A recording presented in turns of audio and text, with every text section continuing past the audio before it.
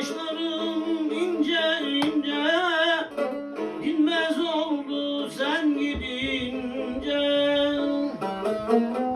Neredeydin senelerce, şimdi mi geldim aklına, şimdi mi geldim aklına.